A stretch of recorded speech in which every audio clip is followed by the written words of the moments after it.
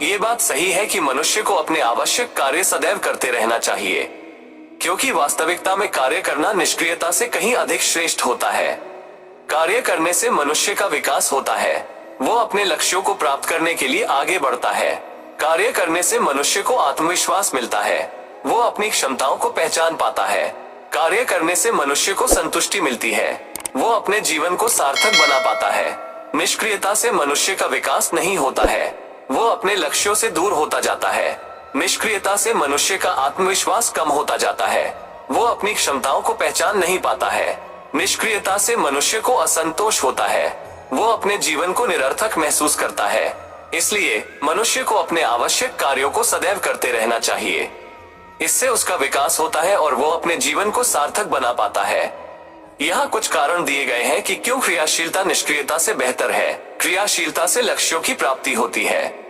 जब हम कोई कार्य करते हैं तो हम अपने लक्ष्यों की ओर बढ़ते हैं। यदि हम निष्क्रिय रहते हैं तो हम अपने लक्ष्यों से दूर होते जाते हैं।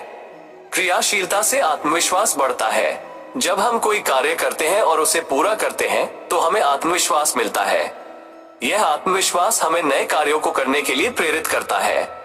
क्रियाशीलता से व्यक्तिगत विकास होता है। जब हम कोई कार्य करते हैं तो हम नए ज्ञान और कौशल सीखते हैं। यह व्यक्तिगत विकास में मदद करता है। क्रियाशीलता से खुशी मिलती है। जब हम कोई कार्य करते हैं और उसे पूरा करते हैं तो हमें खुशी मिलती है। ये खुशी हमें जीवन में आगे बढ़ने के लिए प्रेरित करती है। निष्कर्ष रूप में हम कह सकते हैं कि क्रियाशीलता निष्क्रियता से बेहतर है।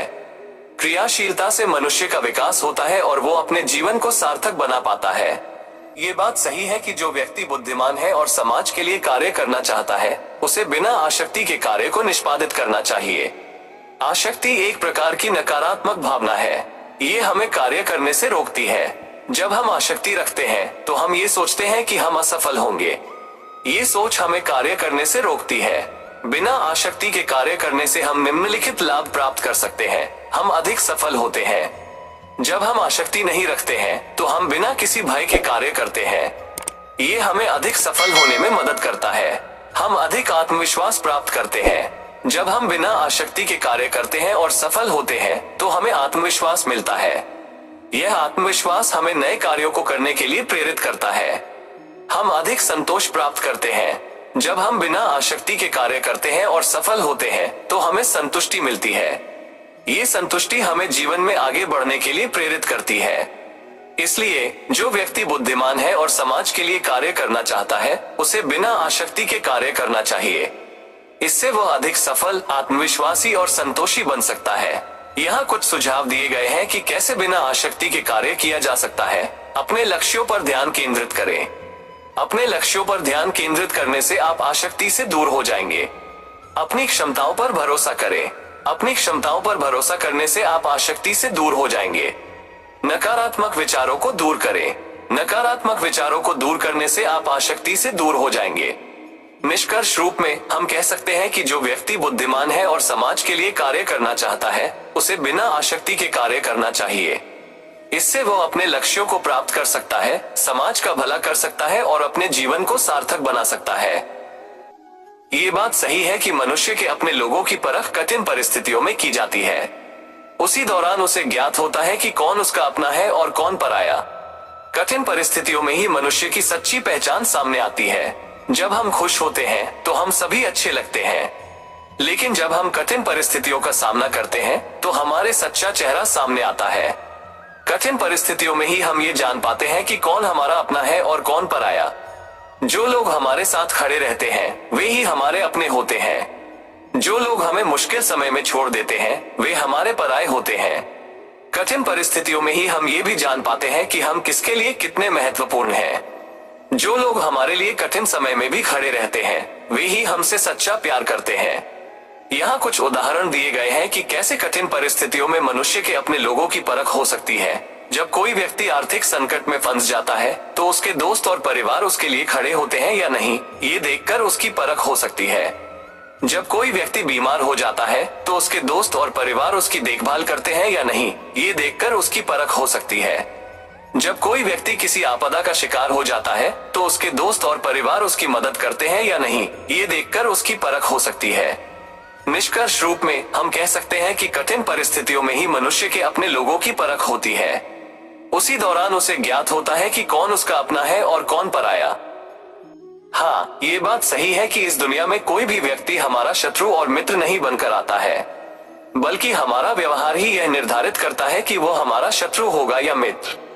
हमारे व्यवहार से ही दूसरों के मन में हमारे लिए एक धारणा बनती है। अगर हम दूसरों के साथ अच्छा व्यवहार करते हैं तो वे हमारे प्रति सकारात्मक भावना रखते हैं, और अगर हम दूसरों के साथ बुरा व्यवहार करते हैं तो वे हमारे प्रति नकारात्मक भावना रखते हैं। इसलिए ये हमारे ऊपर निर्भर करता है कि हम दूसरों के साथ कैसा व्यवहार करते हैं। अगर हम दूसरों के साथ अच्छा व्यवहार करते हैं तो वे हमारे मित्र बनेंगे, और अगर हम दूसरों के साथ बुरा व्यवहार करते हैं तो वे हमारे शत्रु बनेंगे। यहाँ कुछ उदाहरण दिए गए हैं कि कैसे हमारा व्यवहार हमारे शत्रुओं और मित्रों को निर्धारित करता है।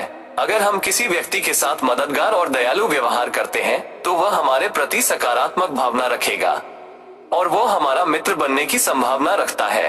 अगर हम किसी व्यक्ति के साथ स्वार्थी और अहंकारी व्यवहार करते हैं तो वह हमारे प्रति नकारात्मक भावना रखेगा, और वो हमारा शत्रु बनने की संभावना रखता है। निष्कर्ष रूप में हम कह सकते हैं कि हमारे व्यवहार से ही दूसरों के मन में हमारे लिए एक धारणा बनती है, और यह धारणा ही यह निर्धारित करती है कि वो हमारा शत्रु होगा या मित्र। यहाँ कुछ सुझाव दिए गए हैं कि कैसे हम दूसरों के साथ अच्छा व्यवहार कर सकते हैं। दूसरों के प्रति सम्मान और सहानुभूति रखें। दूसरों की मदद करने के लिए तैयार रहें।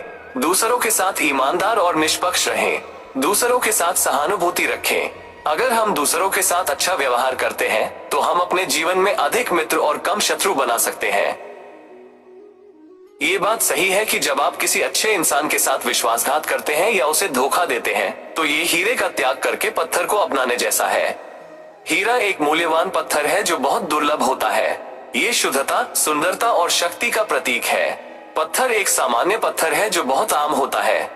यह मूल्यहीन होता है। जब आप किसी अच्छे इंसान के साथ विश्वासघात करते हैं तो आप एक हीरे को त्याग कर पत्थर को अपना रहे हैं।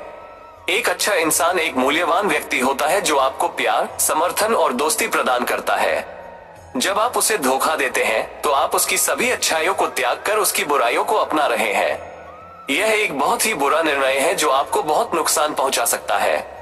विश्वासघात और धोखा एक व्यक्ति के दिल को तोड़ सकता है। यह उसे बहुत दर्द और दुख दे सकता है। इसलिए ये बहुत महत्वपूर्ण है कि हम दूसरों के साथ ईमानदार और विश्वासपात्र रहें। हमें कभी भी किसी अच्छे इंसान के साथ विश्वासघात या धोखा नहीं करना चाहिए। यहाँ कुछ कारण दिए गए हैं कि क्यों किसी अच्छे इंसान के साथ विश्वासघात या धोखा करना बुरा है।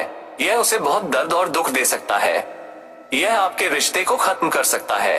यह आपकी प्रतिष्ठा को नुकसान पहुंचा सकता है। यह आपको एक बुरे व्यक्ति के रूप में दर्शाता है। यदि आप किसी अच्छे इंसान के साथ विश्वासघात या धोखा कर चुके हैं तो आपको इसका पश्चाताप करना चाहिए और उसे माफी मांगनी चाहिए। आपको ये सुनिश्चित करना चाहिए कि आप ऐसा फिर कभी नहीं करेंगे। हाँ, आपका ये कथन सही है कि कोई काम यदि खुशी के लिए किया जाता है तो उसको करके खुशी नहीं मिलती है, जबकि यदि आप कोई काम खुशी के साथ करते हैं तो उसमें अवश्य प्रसन्नता मिलती है। जब हम कोई काम खुशी के लिए करते हैं तो हम उस काम को केवल खुशी पाने के लिए करते हैं। हम उस काम में कोई रुचि नहीं रखते हैं। इसलिए जब हम उस काम को करते हैं तो हमें उससे कोई खुशी नहीं मिलती है, बल्कि हमें उस काम से बोरियत और थकान महसूस होती है। जब हम कोई काम खुशी के साथ करते हैं तो हम उस काम में रुचि रखते हैं। हम उस काम को करने में आनंद लेते हैं। इसलिए जब हम उस काम को करते हैं तो हमें उससे खुशी और प्रसन्नता मिलती है। यहाँ कुछ उदाहरण दिए गए हैं कि कैसे कोई काम खुशी के लिए करने से खुशी नहीं मिलती है। यदि कोई व्यक्ति किसी काम को केवल पैसे के लिए करता है तो उसे उस काम से खुशी नहीं मिलती है। यदि कोई व्यक्ति किसी काम को केवल दूसरों की खुशी के लिए करता है तो उसे उस काम से खुशी नहीं मिलती है। यदि कोई व्यक्ति किसी काम को केवल अपने कर्तव्य के रूप में करता है तो उसे उस काम से खुशी नहीं मिलती है। यहाँ कुछ उदाहरण दिए गए हैं कि कैसे कोई काम खुशी के साथ करने से खुशी मिलती है। यदि कोई व्यक्ति किसी काम को करने में आनंद लेता है तो उसे उस काम से खुशी मिलती है। यदि कोई व्यक्ति किसी काम को करने में अपना योगदान दे रहा है तो उसे उस काम से खुशी मिलती है। यदि कोई व्यक्ति किसी काम को करने में दूसरों की मदद कर रहा है तो उसे उस काम से खुशी मिलती है।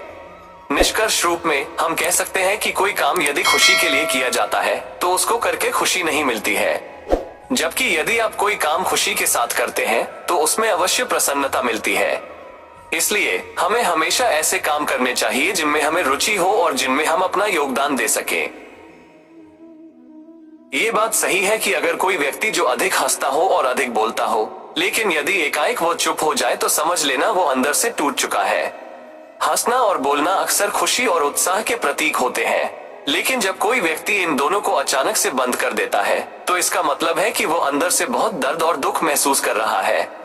ऐसा कई कारणों से हो सकता है, जैसे कि किसी प्रियजन की मृत्यु, किसी गंभीर बीमारी का पता चलना, किसी महत्वपूर्ण रिश्ते का टूटना, किसी अपराध का शिकार होना, किसी मानसिक बीमारी से पीड़ित होना। जब कोई व्यक्ति अंदर से टूट जाता है तो वो दुनिया के प्रति अपना विश्वास खो देता है, वो दूसरों से जुड़ने से डरता है, वो अकेलापन और निराशा महसूस करता है। इसलिए अगर आप किसी ऐसे व्यक्ति को जानते हैं जो अचानक से चुप हो गया है तो उसे समझने की कोशिश करें। उसे बताएं कि आप उसके साथ हैं और उसकी मदद करने के लिए तैयार हैं। उसे किसी पेशेवर मदद लेने के लिए प्रोत्साहित करें। यहाँ कुछ बातें हैं जो आप ऐसे व्यक्ति की मदद करने के लिए कर सकते हैं। उससे बात करें और उसे बताएं कि आप उसकी परवाह करते हैं। उसके लिए समय निकालें और उसे सुनें। उसकी मदद करने के लिए पेशेवर मदद लेने के लिए प्रोत्साहित करें। उसे बताएं कि वो अकेला नहीं है। याद रखें कि कोई भी व्यक्ति अंदर से टूटने के बाद अकेले नहीं होता है। आपके द्वारा की गई मदद उसे अपने दर्द से उबरने और फिर से एक खुशहाल जीवन जीने में मदद कर सकती है।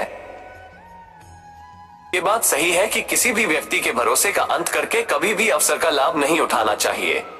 जब कोई व्यक्ति किसी दूसरे व्यक्ति पर भरोसा करता है तो वो उस व्यक्ति को अपनी कमजोरी और जरूरतें दिखाता है। वो उस व्यक्ति को अपने दिल और आत्मा के द्वार खोलता है। यदि कोई व्यक्ति इस भरोसे का फायदा उठाता है तो वो उस व्यक्ति को बहुत नुकसान पहुंचाता है। वो उस व्यक्ति का विश्वास तोड़ देता है। वो उस व्यक्ति को बहुत दर्द और दुख देता है। इसलिए ये बहुत महत्वपूर्ण है कि हम दूसरों के भरोसे को न तोड़ें। हमें हमेशा दूसरों के साथ ईमानदार और विश्वासपात्र रहना चाहिए। हमें कभी भी ऐसा कुछ नहीं करना चाहिए जिससे दूसरों के भरोसे को ठेस पहुंचे। यहाँ कुछ कारण दिए गए हैं कि क्यों किसी व्यक्ति के भरोसे का फायदा उठाना गलत है। यह उस व्यक्ति को बहुत दर्द और दुख देता है। यह उस व्यक्ति के आत्मविश्वास को तोड़ देता है। यह उस व्यक्ति के भविष्य को नुकसान पहुंचा सकता है। यह उस व्यक्ति के साथ आपके रिश्ते को खत्म कर सकता है। यदि आप किसी ऐसे व्यक्ति के साथ हैं जो आप पर भरोसा करता है तो आपको उसके भरोसे का सम्मान करना चाहिए। आपको कभी भी ऐसा कुछ नहीं करना चाहिए जिससे उसके भरोसे को ठेस पहुंचे। यहाँ कुछ सुझाव दिए गए हैं कि कैसे आप दूसरों के भरोसे का सम्मान कर सकते हैं। सदैव ईमानदार और विश्वासपात्र रहें। दूसरों की बातों को ध्यान से सुने और उनकी भावनाओं का सम्मान करें। अपने वादे पूरे करें। दूसरों की मदद करने के लिए तैयार रहें। यदि आप दूसरों के भरोसे का सम्मान करते हैं तो आप एक अच्छा इंसान बनेंगे और आपके पास अच्छे रिश्ते होंगे।